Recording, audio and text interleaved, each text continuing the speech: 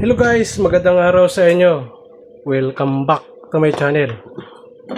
Sa video ito, bibigyan ko lang kayo ng tips kung paano ang tamang pag-assemble nito ng grinder natin kung tayo ay mga beginners pa lang o mga baguhan. Ito, pakita nyo ito siya. Ito yung sa pinakailalim. Na makita kayo nito, na slot nito. Ayan. Ito yung sa ilalim. Ilagay nyo dito guys. Yan. Tapos, ito naman yung pinaka guard nya. Yung guard nya. Ito yung guard ng grinder natin. Dito sa nakapiston yan. Yan, ganyan ang piston yan. Ganyan. Hindi yung ganito. Yan, hindi ganyan. Ngayon, ang tama ay ganito. Yan. Tapos, ipitan natin ang screwdriver.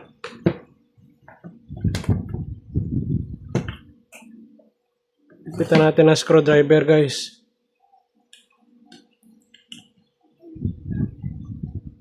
Para humigpit siya.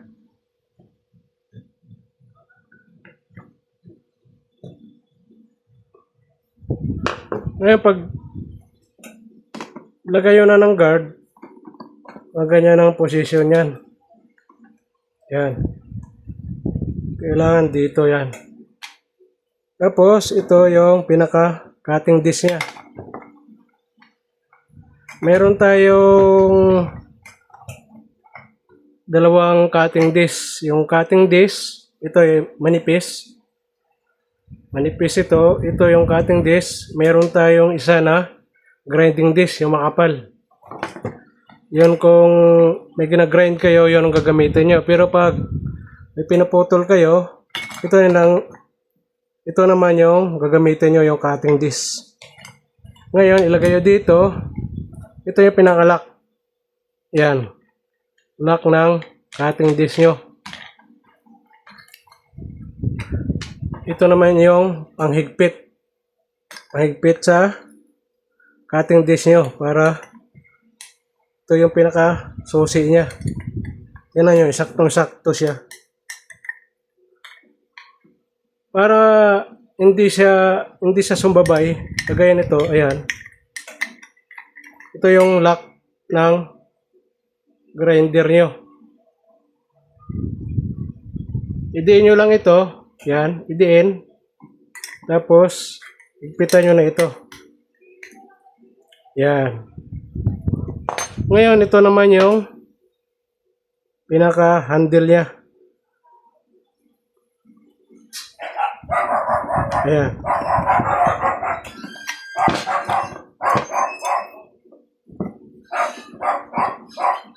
Ngayon, ito naman yung paghawak nyo, ganyan. Pag may pinuputol kayo, pag kaliwiti kayo, ganyan naman ang paghawak nyo. Pag kanan kayo, ganito yung paghawak nyo. Pag may ginagrind kayo. Ngayon guys, pag pinaandar natin to, pag sinaksakan natin to, na supply,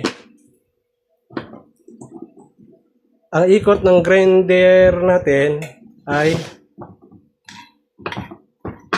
clockwise. Pag ganito. Kaya kung sakaling lumipad ito, doon ang punta niya sa harap nyo. Hindi papunta sa iyo.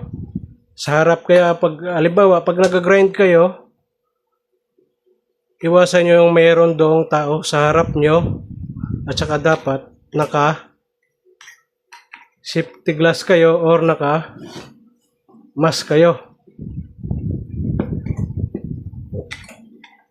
Required yan sa mga safety pag nagtatrabaho kayo.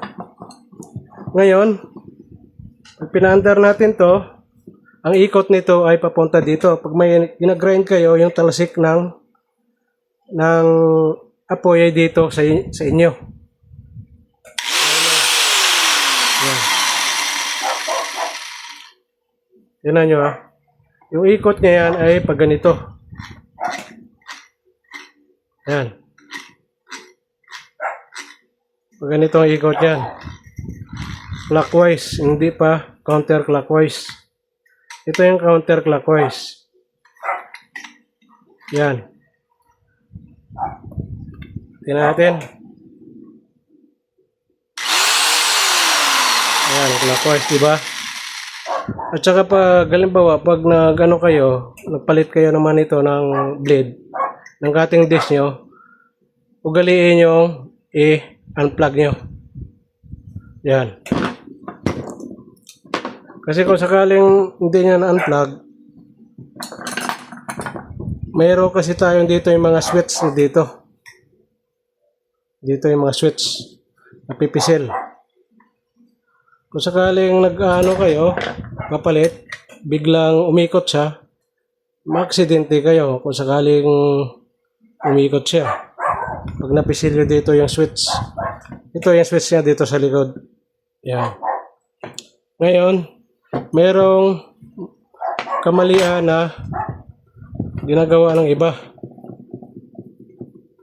Ang kamalian naman na ginagawa ng iba ay ito, nire-reverse ito. Nire-reverse ito, guys. Hindi nila nire-reverse, tinatanggal talaga nila ito, yung guard. Hindi nila alam yung guard safety protection natin.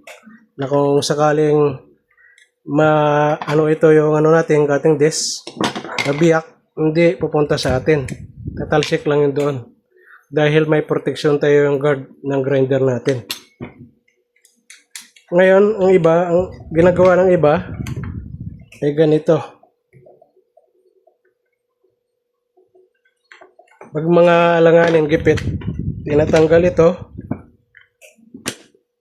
at saka nilalagay ito. Ganyan lang yan. Hindi ako gumagawa ng gaya nito. Napaka-delikado. Yan. Napaka-delikado, guys. Tapos mayroon pang iba na pag ganito. Yan. Pinabaliktad nila. Yan ang mali din. Dapat ganyan na may guard dito. Dapat ganyan ang ano nyo, posisyon. Tapos may guard dito. Kaya, kung sakaling umalsik, papunta sa doon.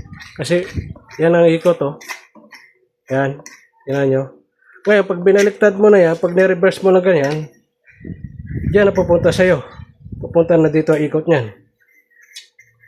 Dito na tapon yan sa'yo, guys. Ayan, oh.